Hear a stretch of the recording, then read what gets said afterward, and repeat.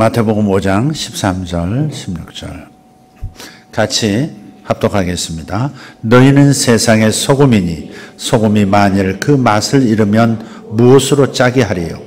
후에는 아무 쓸데없어 다만 밖에 버려져 사람에게 밟힐 뿐이니라. 너희는 세상의 빛이라. 산 위에 있는 동네가 숨겨지지 못할 것이요 사람이 등불을 켜서 말 아래에 두지 아니하고 등경 위에 두나니 이러므로 집안 모든 사람에게 빛이 있느니라. 이같이 너희 빛이 사람 앞에 비치게 하여 그들로 너희 착한 행실을 보고 하늘에 계신 너희 아버지께 영광을 돌리게 하라. 아멘.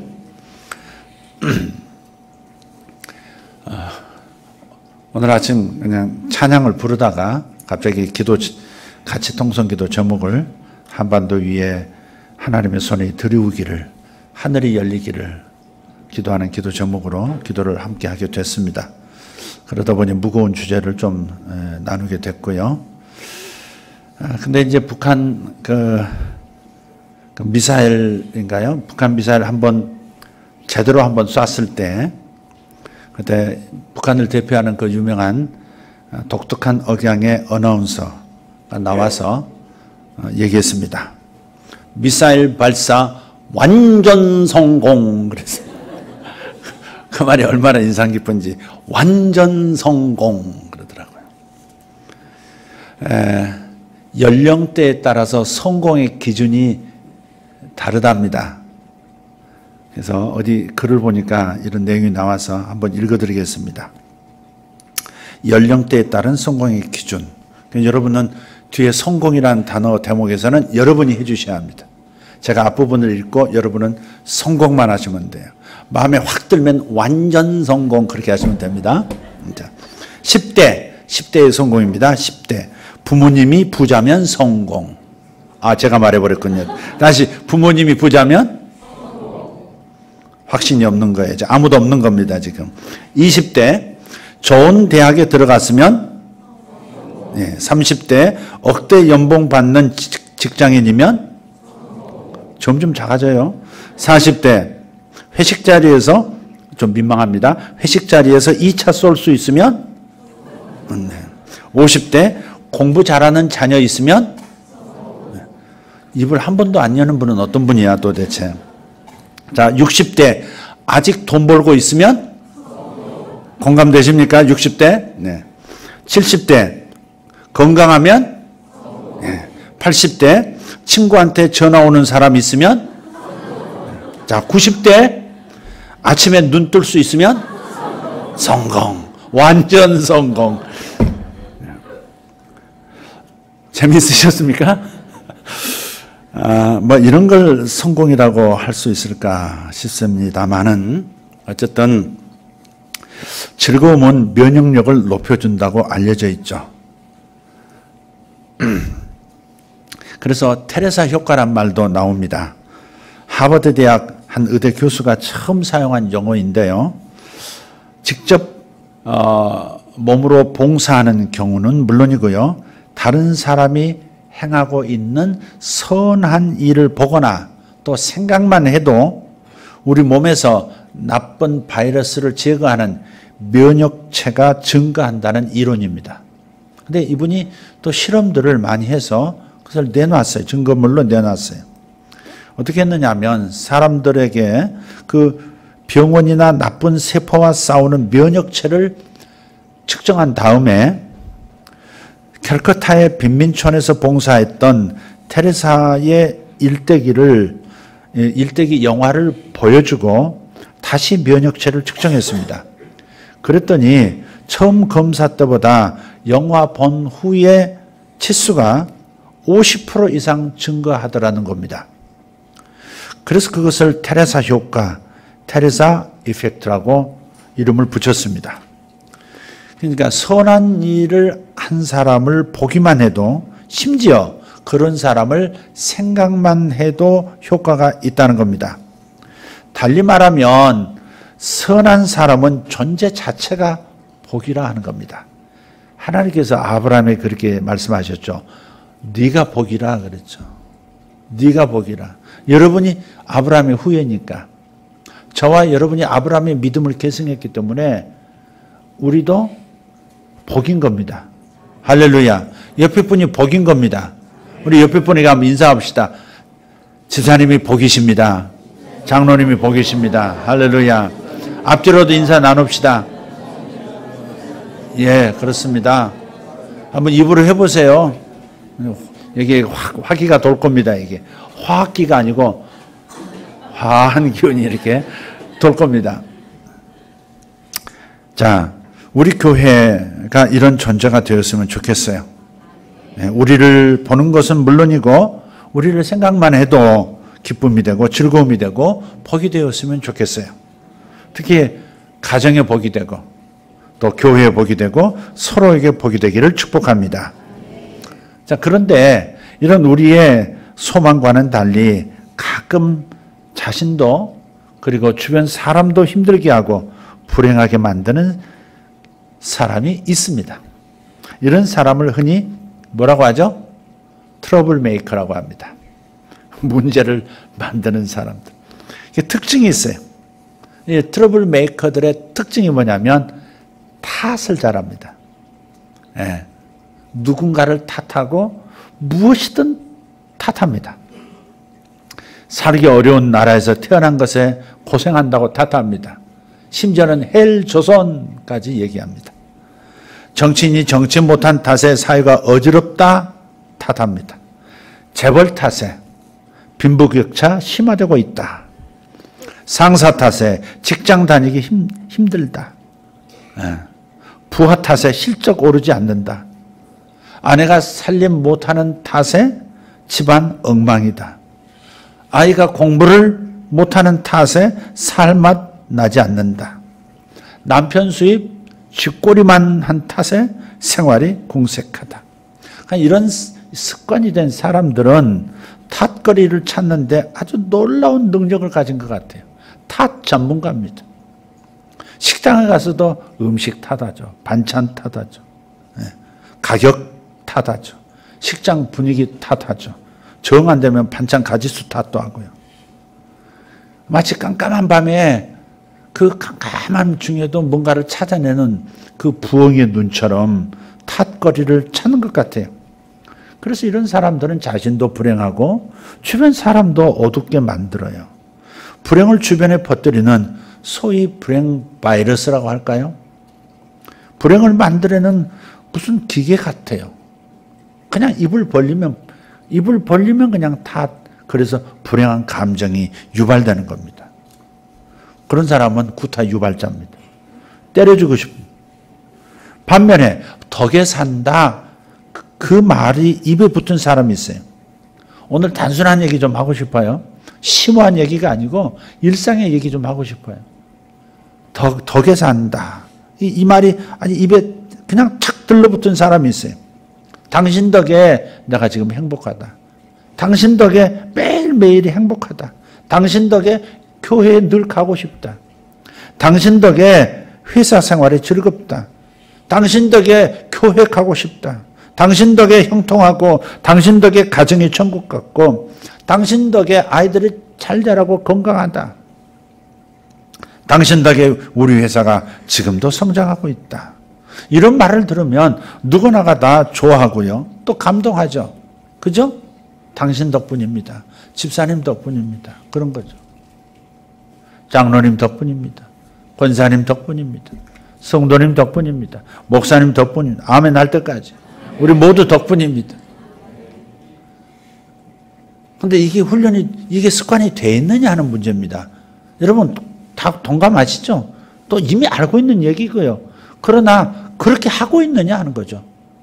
툭 건드리면 성질이 나오는 사람이 있는가 하면 툭 건드리면 탓이 나오는 사람도 있고 툭 건드리기만 해도 덕분입니다. 이렇게 나오는 사람이 있거든요. 근데 그렇게 돼 있느냐 하는 겁니다. 만나기만 하면 당신 덕입니다. 라고 하는 얘기를 들으니까 우리는 기분이 좋을 수밖에 없는 겁니다. 그래서 관계도 좋아지고요. 주변도 좋아지고. 그러니 자기 길이 열리는 겁니다. 작은 거에서 자기 길이 열리는 거예요. 작은 일에서. 어려워도 그 속에서 덕분에 좋은 것을 찾는 사람은 행복할 수 있습니다. 사람의 눈동자가 흰 부분과 검은 부분이 있잖아요. 그죠? 탈무드에 이런 질문이 있어요. 사람은 눈동자가 눈이 흰 부분이 있고 검은 부분이 있는데 검은 부분을 통해서 사물을 본다는 거죠. 왜 그러느냐 이게. 탈무드의 질문이에요. 답은 뭘까? 깜깜함 속에서 무언가를 발견하는 것이 사람이고 인생이라는 거죠. 뭔가를 찾아낸다는 거죠. 사실 사람만 흰자와 검은 자가 있습니다. 동물들 보세요. 새들 보세요. 그냥 덩그러니 가만 색깔 이게 있죠? 유색만 가득합니다. 사자, 호랑이 다 마찬가지입니다. 그래서 사람이요 흰자가 있기 때문에 흰자가 필요 없느냐? 그건 아닙니다. 흰자가 있기 때문에 동공의 움직임을 읽을 수 있는 거예요. 그래서 눈을 통해서 생각을 읽을 수 있는 겁니다. 오직 사람만 눈동자가 그래요. 다른 동물 한번 살펴보세요. 사람만 검은 자, 흰자가 있는. 핵심은 이겁니다. 왜 검은 자를 통해서 사물을 볼 수 있느냐? 어두운 것을 통해서 어두움 속에서도 빛을 찾는다는 것이죠. 그게 사람이라는 거예요.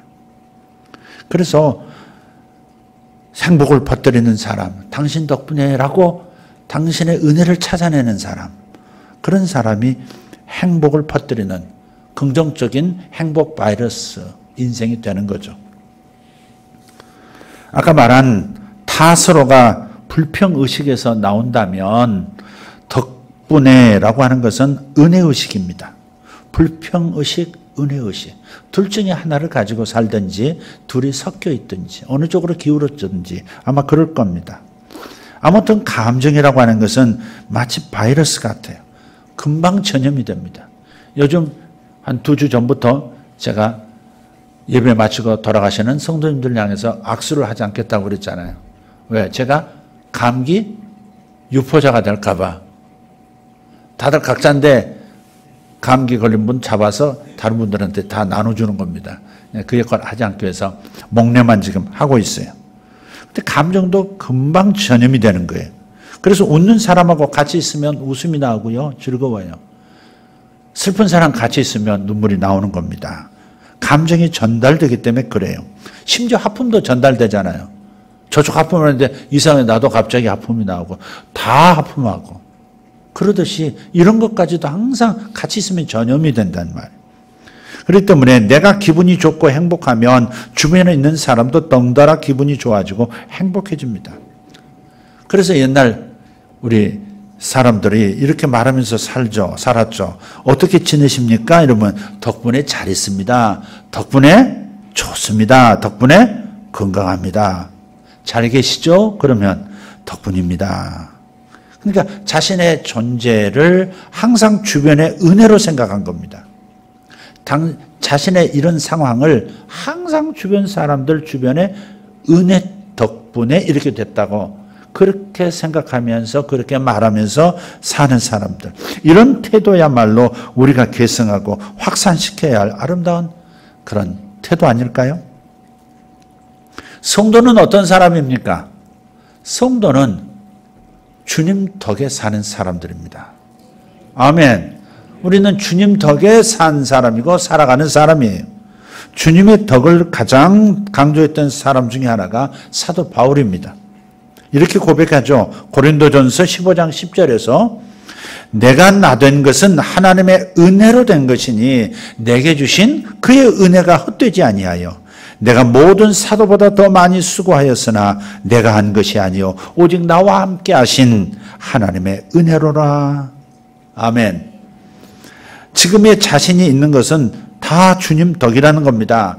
그래서 그 누구보다 열심히 사역할 수 있었고 주님을 위해서 살았는데 이것이 다 주님의 덕이라는 겁니다. 모든 것이 주님 덕이라는 고백. 이런 사람은 자신도 행복하고 주변 사람도 행복하게 합니다. 감옥에 있어서 행복한데요. 뭐 빌립보 감옥에 있을 때 바울이 그럽니다. 바깥에 있는 성도들에게 자기를 염려해서 기도하는 사람들, 수많은 사람들에게 편지합니다. 항상 기뻐하라. 내가 다시 말하노니 기뻐하라. 그렇게 말한 데살로니가 사람들에게 항상 기뻐하라. 범사에 감사하라. 이게 어디서 나온 거예요? 감옥 안에서 어떻게 이런 글을 쓸 수 있어요? 진심이죠. 그것은 자기 자신이 다 덕분에 이렇다는 거예요. 주님 덕분에 복음 전할 수 있었고, 주님 덕분에 주님 사랑 전할 수 있었고, 주님 덕분에 주의 이름을 위하여 감옥에도 올 수 있는 특권을 얻었다는 거예요. 주님 덕분에 감옥에서도 이렇게 감사할 수 있는 사람이 됐다는 거예요. 그래서 항상 기뻐하라. 내가 다시 말한다. 기뻐해라. 아무튼 한 가지 분명한 사실이 있어요. 그것은 우리 역시 주님 덕에 사는 사람들이라는 겁니다. 주님 덕에 하나님 자녀가 됐고, 주님 덕에 구원받아 천국 시민이 됐고, 주님 덕에 지금도 천국의 경험을 하면서 살고 있어요. 주님 덕에 왕같은 제사장이 됐습니다. 모든 것이 주님 덕인 줄 믿습니다. 여러분 세보세요. 제가 덕을 몇 번 얘기하나. 한번 세보시라고요. 또 설교 듣지 않고 덕만 이렇게 계속 하다가 덕만이 이렇게 나오고 그러지 말고. 이게 모든 것이 주님 덕분이라고 고백하는 사람은 사람과의 관계에서도 마찬가지인 것 같아요. 그래서 그 입에서는 주님 덕도 나오지만은 당신 덕도 같이 나오는 거예요. 당신 덕입니다. 그대 덕입니다. 라고 말할 수 있는 책도 그런 책이 있어요. 엄마 덕분입니다. 엄마 덕입니다. 그런 책이 있어요. 일상의 소소한 일을 단편으로 여러 주제를 가지고 일상의 얘기를 했는데 그 책에도 엄마 덕입니다. 그런 책이 있어요. 그래서 이 행복이라고 하는 것은 덕에 산다는 의식, 은혜의식에서 생기는 겁니다. 그래서 우리 교회 반주자도 이름이 은혜입니다.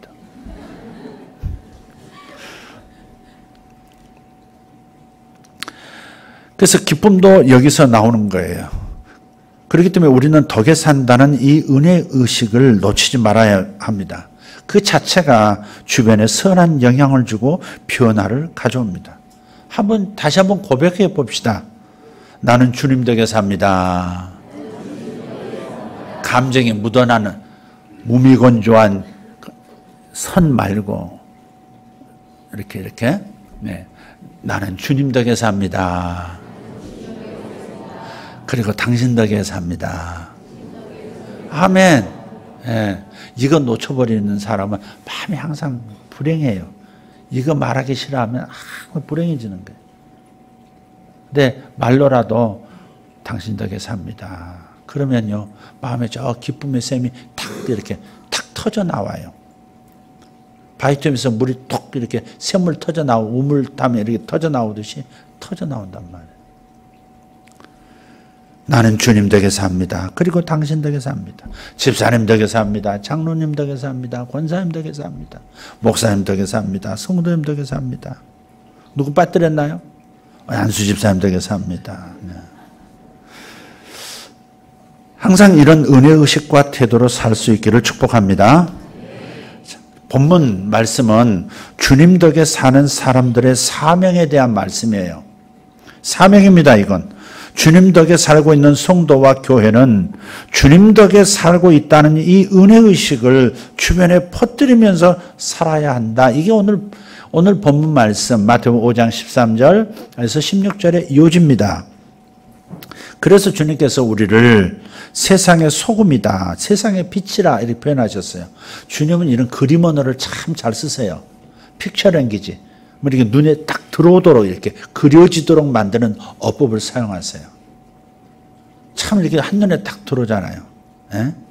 한눈에 딱, 귀에 딱 새겨지도록. 너희는 세상의 빛이다. 너희는 세상의 소금이다. 어떤 분은 세상의 빛과 소금 그러면 틀렸다 그러더라고요. 세상의 소금과 빛이다 이렇게 또 바꾸더라고요. 가만히 생각하니까 일리가 있어요. 소금은 희생하는 것 같잖아요. 자기를 녹여서 썩지 않게 하니까. 근데 그건 뒤로 하고 자기 희생하는 건 뒤로 하고 빛을 먼저 얘기한다는 거죠. 그래서 소금부터 얘기하라고. 주님이 소금부터 얘기하셨다고. 그런 분도 있어요. 어쨌든 성도와 교회는 죄악으로 썩은 세상에서 그 썩음을 방지하는 소금이고요. 어두운 세상에서 어둠을 밝히는 빛이라고 주님은 분명히 말씀하십니다. 세상의 빛이 되라 이렇게 말씀하지 않으셨어요. 되어 가라고 말씀하지 않아요. 이미 빛이라는 겁니다. 이걸 깨닫는 게 중요해요. 우리는 구도자가 아니에요.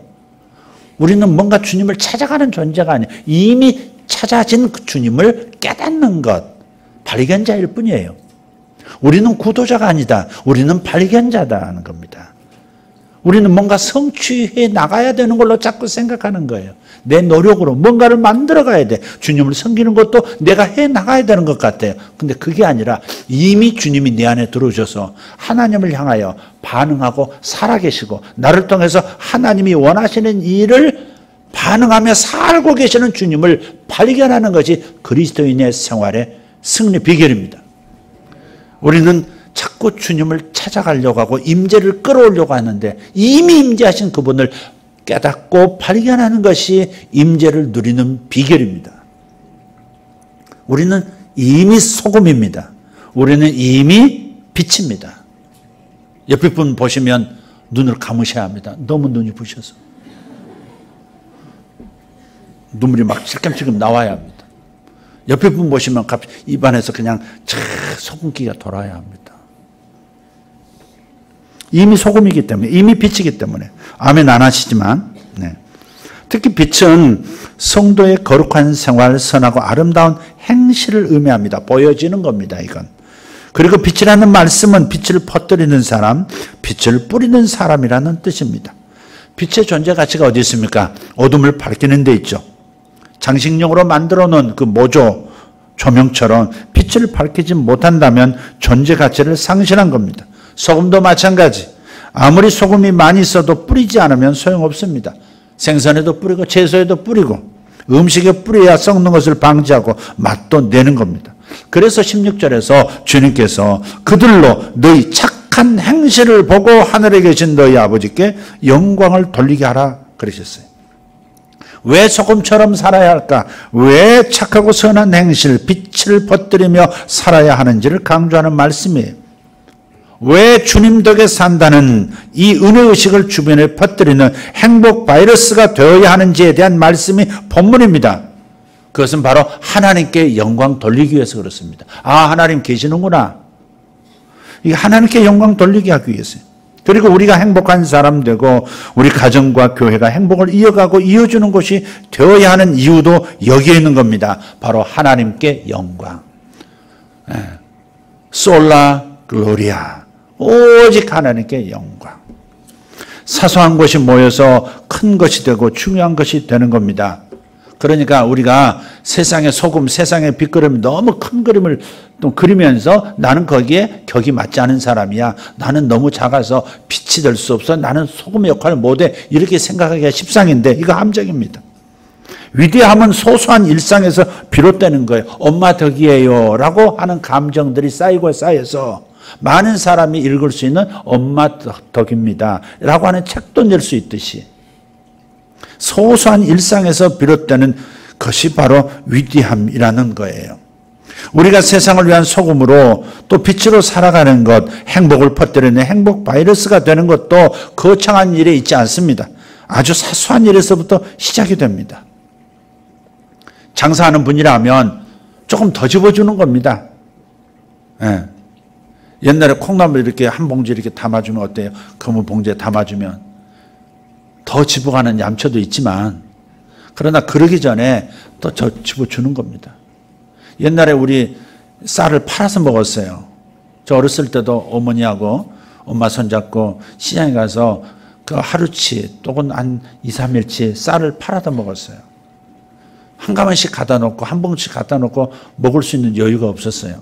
시장 가서 쌀을 팔아 먹는데 보면 이제 넓지가 이제 멍석 깔아 놓고요. 거기 쌀 한 가마니 부어 놓고 쌀 장사하는 겁니다. 그러면 되박들이 있어요. 여기 이제 말 아래 둔다 그랬잖아요. 오늘 불을 켜서 등불을 켜서 말 아래 두지 않냐고 할 때 그 말은 여기 되박을 말하는 겁니다. 되박. 근데 저는 옛날에 성경을 막 열심히 많이 읽었거든요. 읽는데 꼭 이더먹어 가서 이해가 안 되는 거예요. 왜 불을 켜서 홀스, 그 말 배 밑에다 놓을까? 말이 얼마나 뜨거울까? 이런 생각이 막 그려지는 거예요. 불을 켜서 말 배 밑에 두지 않고. 근데 그 말이 아니었거든요. 대박 말이었거든요. 이게. 예, 부피를 재는. 그래서 이제 시장에 가면 이렇게 큰 대박이고 작은 대박. 우리는 이제 봉지 하나 이렇게 사먹을 때가 많았어요. 그러면 쌀봉투 있잖아요. 쌀봉투, 그 노란 봉투 옛날에 나왔어요. 거기다가 이렇게 조그만 대박에 담아가지고 부어주는 거예요. 근데 그거 몇 알 안 흘리려고 조심조심 해서 그 밑에 또 받치거든. 우리 어머니 치마로 막 안 떨어지게 이렇게 받쳐요. 이렇게. 장사꾼이 이렇게 부어줄 때. 그냥 쌀이 귀하고 어렵게 살 때는 그랬단 말이에요. 근데 야박하게 파는 사람은 안 가고 싶어요. 이렇게 대박을 이렇게 하고요. 보통은 이렇게 가득히 부어요. 가득히 붓고요. 이런 봉으로 싹 밉니다. 깔끔하게, 정확하게 싹 미는데 확 밀어버리는 사람은 다시 안 갑니다. 싹 밀다가 끝에 1cm 앞에서 탁 멈춰야 합니다. 그리고서 싹 부어줘야 합니다. 그리고서도 손으로 이렇게 손가락 3개로 이렇게 해서 몇 알이라도 집어서 넣어주면 관대한 사람인 겁니다. 그 집엔 또 가고 싶고 아주 덕이 있어 보이고. 없을 때 얘기입니다. 근데 그 작은 소소한 어떤 식당 가면 반찬도요 푸짐하게 주고요. 먹는 것 다시 달라는 거 부담 안 되게 그렇게 만들어주는 데가 있어요. 그런 것들이 빛이에요. 그런 것들이 소금이에요. 그렇게 관대함을 보이고 그렇게 바로 그런 작은 일상에서 우리는 빛이 될 수 있고 소금이 될 수 있다면 콩나물에 더 집어가네 그러지 말고 다시 한번 더 집어주는 거 이런 것들이 우리에게 지금 빛으로 사는 삶, 소금으로 사는 삶에 그런 그 하나님께 영광을 돌리는 삶의 근거가 되는 겁니다. 작은 빛된 삶을 통해서 주변에 행복을 퍼뜨리는 사람의 이야기 하나가 있어서 들려드립니다. 미국 샌프란시스코 남부에 유난히 꽃들이 많이 피어있는 그런 마을이 있습니다. 로스 알토힐이라는 마을인데요. 이 꽃마을의 유래가 바로 요한이라는 이름을 가진 우체부에서 기인한 겁니다. 이 요한이 매일 90km쯤 되는 거리를 오고 가면서 우편물을 배달합니다. 그런데 어느 때부터 자신의 일에 대한 회의를 느끼게 됐어요. 매일 같은 길, 같은 일을 하는 그 단조로운 삶에 실증이 났던 겁니다. 여러분도 직장 다니시다 어느 날 갑자기 그냥 그만 좀 했으면 좋겠다 그럴 때가 있잖아요. 없으세요? 이젠 그만하고 싶을 때 다른 걸 좀 하고 싶다 할 때가 올 때가 있어요. 근데 이분이 이제 그런 이제 그 자기 자신의 반복되는 삶에 굉장히 어려움을 느낀 겁니다. 그래서 우편 배달을 계속할 건가 아니면 다른 일로 바꿀 것인가 아니면 바꾼 다음에 어떤 일을 할 건가 고민을 하는 거예요. 이 문제 놓고 하나님 이름이 요한이잖아요. 기도를 한 겁니다. 근데 기도하던 어느 날 이런 생각을 하게 됐어요. 어차피 해야 할 일이라면 좀 좋은 마음으로 하자. 그리고 이제부터는 좀 다르게 살아보자. 내 스스로 단조롭게 만들지 말고 다채롭게 한번 살아보자. 그런 마음이 이렇게 들어온 거예요. 그래서 여러분 기도할 때 들어오는 생각으로 살면 힘있게 살 수 있어요. 기도를 안 하는 사람은 이걸 잘 몰라요. 제가 설교를 해도 기도하다가 탁 어떤 단어가 탁 기도를 막 하다 보면 어떤 단어에 탁 마음이 꽂힐 때가 있어요. 어떤 문장에 꽂힐 때가 있어요. 내가 내 입으로 기도했는데 그 문장이 확 하나님의 음성처럼 뭔가 탁 이렇게 가슴에 힘을 주고 활력을 주는 그런 어떤 단어와 문장들이 있어요. 그럼 그거 가지고 기도할 때 계속 기도할 수 있습니다. 또 그거 가지고 또 다른 사람에게 말할 때 혹은 설교할 때 힘있게 설교할 수 있습니다. 그러니까 기도하면서 오는 어떤 생각, 기도할 때 오는 어떤 영감, 기도할 때 오는 계시 같은 떠오름 이것이 매우 중요합니다. 거기에는 하나님의 에너지가 담겨 있습니다. 성령의 기름 부으심이 담겨 있습니다. 바로 그걸 붙들고 생각하면서 사는 겁니다. 그러면 기적이 일어납니다. 하나님의 생각, 하나님의 아이디어만 길을 열 수 있습니다. 하나님의 아이디어는 정확한 구체적인 어떤 내용이 나와야만 되는 게 아닙니다. 언뜻 보면 막연한 것 같은 한 단어, 추상적인 단어가 기적을 일으킵니다. 아멘. 무당들도 흉내를 내잖아요.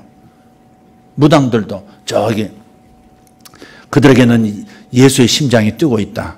윤필립. 그 보니까 재밌는 얘기 있더라고요. 이경남 권사라는 분. 지금은 권사지만 그때는 정말 성도도 아니었던 불교 신자였던 그 어머니께서 며느리감이라고 소개를 했던 이름이 뭐냐? 서주이다. 근데 그걸 가지고 이제 이름을 이제 내 며느리감인지 보러 갔어요. 그분에게. 그랬더니 그분이 딱 앉아가지고 서주희, 주희, 주의해야 할 이름이야. 결혼 안 돼. 그렇게 했다는 거예요. 그걸 듣고 윤필립 성질 나가지고 이놈은 무당을 잡아 죽이겠다고 길길이 뛰고 결국 결혼에 성공했습니다. 주희. 또 이상하게 돼버렸습니다. 하여간 어쨌든 재밌는 얘기가 저 책에 있는데 다시 한번 꼭 한번 보기를 바랍니다. 지금 줄기를 놓쳤습니다. 근데 지금 이 요한이 이제 기도하다가 어차피 해야 할 일이라면 좋은 마음으로 하자. 그리고 이제부터는 다르게 살아보자. 이렇게 결심하고요. 바로 그날부터 콧노래를 부르면서 우편물을 배달하는 겁니다. 그리고 자기 가방 속에 꽃씨를 구해가지고 놓고 다니는 거예요. 지나가는 길마다 꽃씨를 뿌렸습니다. 그리고 시간이 지나고 또 날이 바뀌고 계절이 바뀌고 해가 바뀌는데요. 그가 지나가는 길마다 꽃길이 되는 거예요. 그리고 그가 간 마을마다 꽃마을이 된 겁니다. 그래서 그 마을들이 전부가 꽃마을이라는 이름을 갖게 됐고요. 그래서 거기가 유명한 관광지가 된 겁니다. 사람의 생각 하나가 한 지역을 바꿔버리고 지역에 사는 수준을 바꿔버리는 겁니다. 그러니까 여러분 기도 중에 오는 생각을 잘 붙드는 게 중요한 것 같아요. 하나님이 씨앗처럼 어떤 말을 주시거든요. 그 씨앗을 잘 간직하면 기적이 일어나요. 할렐루야. 하나님 수준의 일이 일어나는 겁니다. 우리는 지금까지 쉬지 않고 인생길을 달려왔어요. 여러분이 지나왔던 인생 길목에 어떤 꽃이 피어나고 있는지 한번 살펴보시겠습니까? 불평의 꽃, 비난의 꽃, 분열의 꽃, 분노의 꽃, 불행의 꽃은 아닙니까? 아니면 감사의 꽃, 사랑의 꽃, 화해의 꽃, 격려의 꽃, 기쁨의 꽃, 행복의 꽃이 피었는지 살펴보시길 바라요. 우편배달부 요한처럼 행복의 꽃이, 감사의 꽃이, 기쁨의 꽃씨를 뿌린다면 우리가 지나간 곳마다 지나간 사람마다 행복의 꽃, 감사의 꽃, 기쁨의 꽃이 활짝 피어날 겁니다. 여러분, 우리는 주님 덕에 행복한 사람들이에요. 주님 덕에 행복한 사람들입니다. 그리고 이 행복을 우리는 주변에 퍼뜨려야 할 사명을 가진 사람들입니다. 그게 세상에 비치고 그게 소금입니다. 받지 않은 것을 빛으로 보여줄 수도 없고 받지 않은 것을 소금으로 내놓을 수 없습니다. 우리는 이미 주님으로 인해서 주님 덕에 행복한 사람들, 행복의 씨앗을 한 움큼 움켜쥐고 가는 겁니다. 예배 시간이 어떤 시간입니까? 행복의 씨앗을 한 움큼 얻어가는 시간입니다. 그리고 여러분 나가는 순간부터 엘리베이터에서부터 우리는 덕분에 감사와 소망과 기쁨의 씨앗을 뿌리고 가야 하는 겁니다. 그리고 어느 땐가는 그것이 자기에게 돌아오는 겁니다. 저도 지금 가끔 듣습니다. 10년 전에 목사님께서 해주셨던 그 말씀 붙들고 여기까지 왔는데 결국은 하나님께 승리 주셨습니다. 그럴 때 얼마나 행복한지 몰라요. 10년, 20년 전에 뿌렸던 씨앗들이 계속 돌아와서 사람들이 책을 쓰실 때 제 얘기를 쓰고 CD 하나를 내더라도 거기에 제 이름을 넣어주고 그게 뭐 저에게는 마치 뿌린 꽃이들이 되돌아오는 것 같아요. 하얀 꽃, 파란 꽃, 노란 꽃, 빨간 꽃 다 피어서 저를 환하게 해주는 것 같아요. 그래서 다시 요즘 씨를 또 부지런히 또 뿌리려고 지금 하고 있어요. 응? 계속 80에도 전화가 올 수 있는 남자가 되기 위해서 80에도 전화가 계속 올 수 있는 남자, 바로 그 남자 이광섭. 그래서 우리 이렇게 생각하면 요즘 그 비트코인, 그 전자 코인 하나 만져보지도 못하는 가상 화폐 하나가 1,000만 원, 2,000만 원하고 그런 비트코인보다 더 귀중한 씨앗 같은 것이 바로 우리가 뿌리는 행복 씨앗입니다. 사람을 살리잖아요. 격려 한마디에 사람이 살아나거든요. 죽을 사람이 일어나거든요. 그러니까 우리는 이 행복 유포자가 돼야 된다는 말이에요. 그 씨앗을 뿌려야 합니다. 이 소중한 씨앗을 감춰두지 말고 주님 덕분에 내가 살아난 이것을 감춰두지 말고 여러분이 지나는 길목마다 만나는 사람의 마음에다 열심히 뿌려보시기를 바랍니다. 이런 마음, 이런 태도, 이런 행동이 모아져서 행복을 퍼뜨리는 그 행복 유포자가 되어지고 행복한 세상을 만드는 주인공이 되는 줄 믿습니다. 다시 말합니다. 소소한 일이 위대한 일로 이어진다는 것을 잊지 맙시다. 작은 일이 큰 일로 이어지는 겁니다. 작은 손님이 큰 손님 물고 오는 겁니다. 어떤 사람이 클립 하나, 빨간색 클립 하나가 자기한테 있어서 이거 그냥 종이 끼우는 데 쓰다가 이 모양을 기묘하게 하트 모양 비슷하게 이렇게 구부려가지고 이걸 한번 인터넷에 올린 거예요. 이거 살 사람 있나요? 클립 하나예요. 클립, 이거 살 사람이 올렸는데 그걸 예뻐 보였는지 자기가 가진 명품 만년필하고 바꾸자고 연락이 온 거예요. 그 명품 만년필을 하나 얻었어요. 거기에다가 자기가 수공으로 뭔가를 이렇게 조금 가미시켜가지고 그걸 또 작품으로 올려놨어요. 그게 이어지고 이어져서요. 나중에 농장 하나를 받았어요. 클립 하나가 농장이 되는 겁니다. 실제 있었던 일입니다. 그러니까 우리는 그 작은 소소한 일상의 감사와 기쁨과 덕담이 당신 덕분입니다. 이 은혜의식이 큰 일을 불러오기도 하는 거예요. 아멘. 다른 사람도 행복하지만 나도 넉넉하게 되어주는 단초가 되는 겁니다. 그래서 우리가 이런 태도로 살려고 조그만 노력만 하면 하나님이 밀어주시는 겁니다. 아침에 눈을 떠서 저녁에 잠잘 때까지 하루 종일 행복과 소망 그리고 덕분입니다를 말하는 사람, 그게 저였으면 좋겠습니다. 행복과 소망은 권리이자 의무입니다. 언제나 행복과 소망만을 말하고 환하게 웃는 사람, 그게 여러분이었으면 좋겠습니다. 사랑하는 사람에게 오늘 하루 행복 씨앗을 마음껏 뿌려주고 싶습니다. 세상에서 가장 따뜻한 마음을 가진 사람, 그게 우리였으면 좋겠습니다. 올해는 주제가 무엇입니까? 주님과 동행하는 겁니다. 이웃과 동행하는 겁니다. 올해 주제가 뭡니까? 올해는 주님을 제대로 섬기는 겁니다. 그리고 이웃을 섬기는 겁니다. 덕분입니다 하는 생각에서 동행이 가능하고요. 덕분입니다라고 말한 그 말에서 섬김이 시작되는 겁니다. 그러니까 덕분입니다. 은혜의식을 주변에서 찾을 수 있는, 그리고 그 씨앗을 뿌릴 수 있는 저와 여러분 되기를 바랍니다. 기도하겠습니다.